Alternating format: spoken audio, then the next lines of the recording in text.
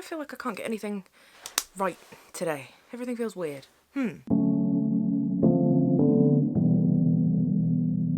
So, it is Friday, which means it is time for another Friday Fantasy Feast, the second one. Now, I should preface this by saying I'm really not feeling on my A game at all. I feel a little bit better, even just over the few seconds that I've been talking. 41, 42, 43.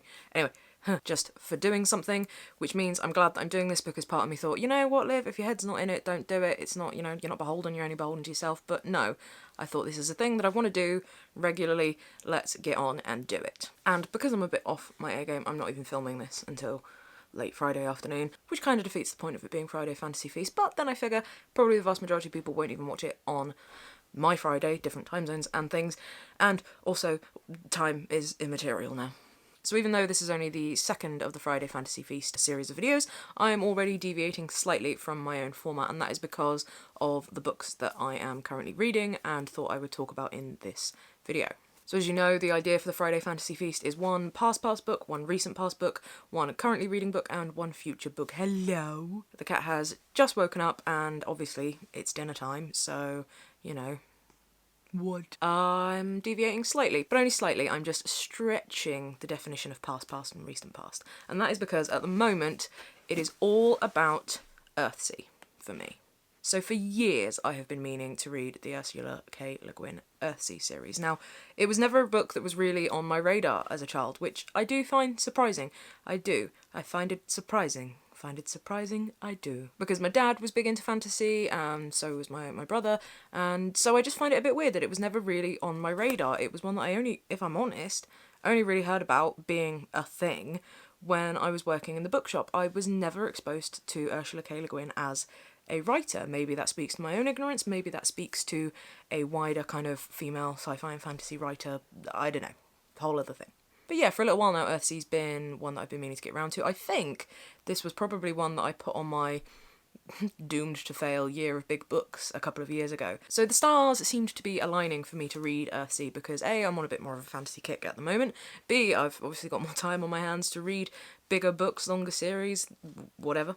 And C, I saw on Twitter, frolic_fiction, frolic through fiction, who's a booktuber as well, who I will be totally honest, I am new to her channel and videos and things, and only started following her on Twitter very recently, but I noticed that she's doing a Le Guin along. Now I believe this is part of the Owls Readathon, I think, which I must confess the Owls Readathon, whoosh, straight over my head, missed it all, not 100% my bag, but more power to you if you're doing that, great, yay. I could be entirely wrong, it could just be a separate thing. But yeah, I saw on Twitter she was doing a Le Guin along, and so it's reading the Wizard of Earthsea books and talking about them. Now she's staggering it over a much longer period of time and sort of breaking it up, which is fair enough when you're sort of trying to, what's the word I am looking for? Not coalesce, not cohort, not comprehend. It's something that begins with a C, and it's about coordinating. There we go, got there in the end. So when you're coordinating a lot more people, makes sense to sort of do it over a longer period of time, gives people more time to read it. So I don't know how much personally I will be joining in with a lot of the other stuff, and particularly on the Discord channel that she's set up to discuss it. I've had a little look in and dipped in and out of it. I haven't engaged much, and to be honest, that's more kind of where I'm at the moment. I'm feeling a little bit kind of turtly. So yeah, I decided I would use the Le Guin along as a kind of prompt, kick up the backside to start reading it, and oh boy am I glad I did. So essentially I'm using the first book of Wizard of Earthsea as my past read, even though it was only like a week ago, and I'm using the Tombs of Atuan as my recent read, and then the Farthest Shore as my current read, and Tehanu as my future read, but also a bonus couple of future reads, and we'll get to them in a minute. So I've got this edition of the first 4 books of Earthsea, and I've also got on my Kindle the special edition with sort of afterwards, after each volume of the book, a little note from Ursula Le Guin as well,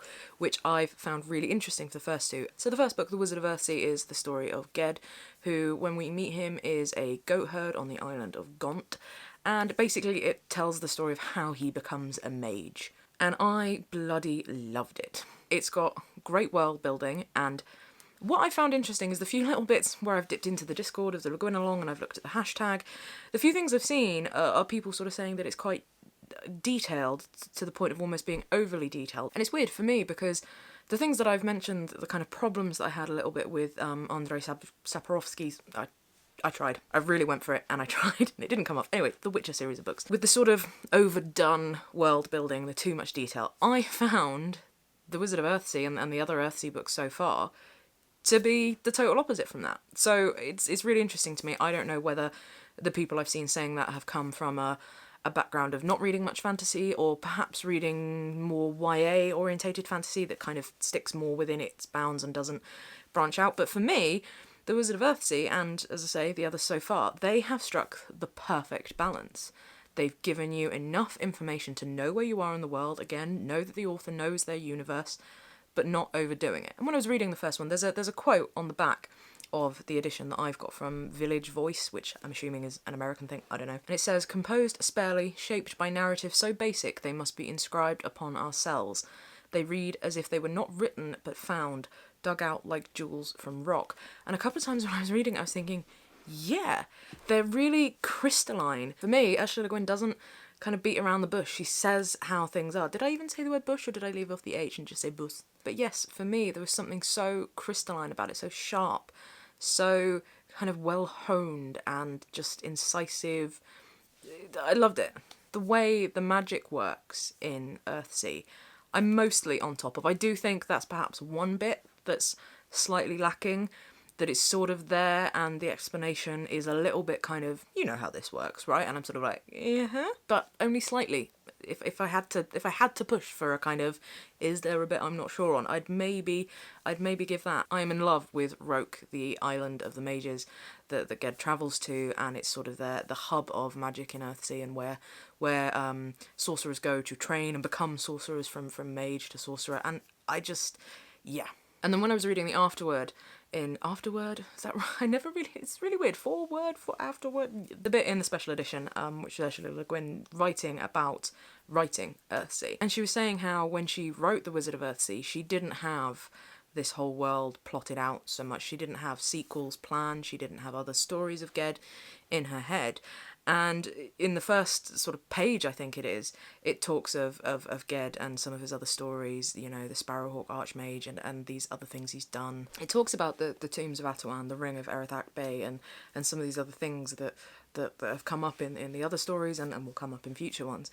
And I just think it's such a mark of her skill that, you know, she sort of threw these things out there as to give it context, to give Ged a root in the world as somebody who there are all these tales of. And it doesn't, to me, read as a kind of cynical kind of, oh yeah, I'll park these things here and I can do these spin-offs later. I believe her that, you know, she wrote The Wizard of Earthsea with no intention of writing all these spin-offs. They were just things to ground it, give it context, and then they kind of grew within her and became these next books. Speaking of the next book, the second one, The Tombs of Atuan, it takes a bit of a departure, and not knowing much about Earthsea, I was not expecting to be somewhere totally different, with somebody totally different, and yeah. So there was a bit of a settling in period at the beginning, and I was thinking, okay, where are we? Who are we? What's happening here?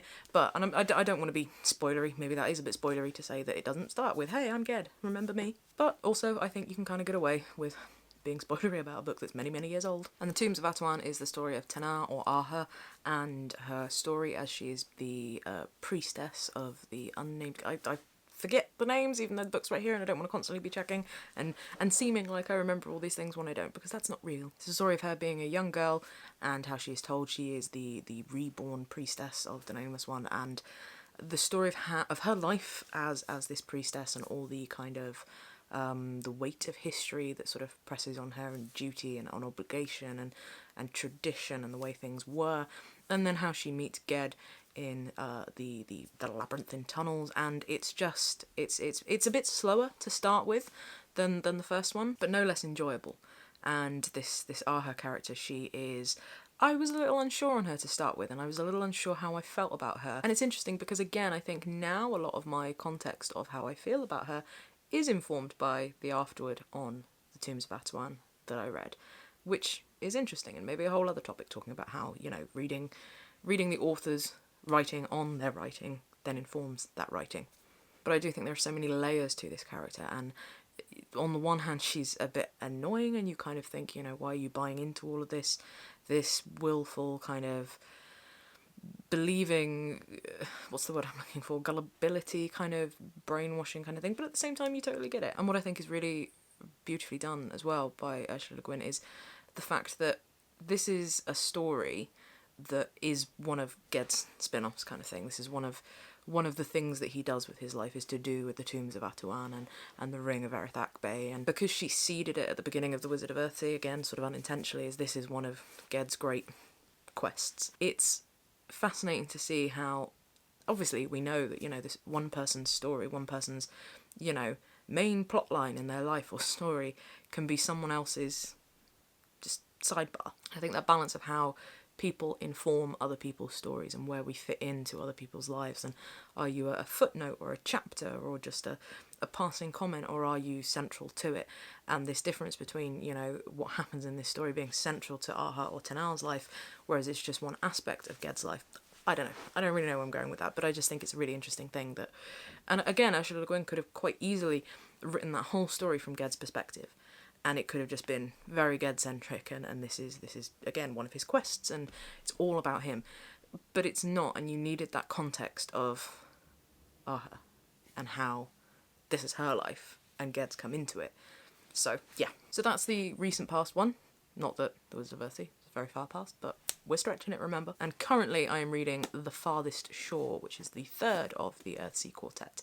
And this one, so far, a young lad called Aaron has come from one of the islands, which I forget where, because I'm in here. And he has come to Roke, and he has sought an audience with the Archmage, who at this point is Ged. And he tells Ged where he comes from, and it's not the first time Ged has heard this, it's happened in other places. Essentially, wizards and sorcerers and mages are forgetting magic. They are forgetting the names for magic, how to cast spells. Magic seems to be disappearing from some of these places. And Ged and the other mages meet together and talk about how, Roke, the island, this central hub of magic in Earthsea, hasn't been affected, and, should we go and check this out, or, we're okay, so everything's okay, we should just stay here. And thus far, Ged and Aaron have gone to investigate. Now, with this third volume, I think you can feel Le Guin is more settled into this world, and the history of it has probably developed it more outside of the novels.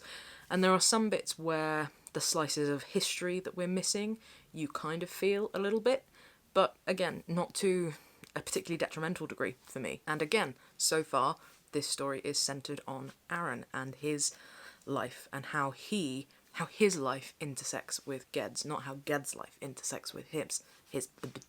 So again, this notion of whose stories do we tell, whose stories are we reading, believing, whose stories are we living, is channeled through in this as well. And the fourth book in the quartet is Tahanu, and I don't really know a lot about this one, because the back of the copy that I've got is just the Earthsea quartet, and it gives you a general overview.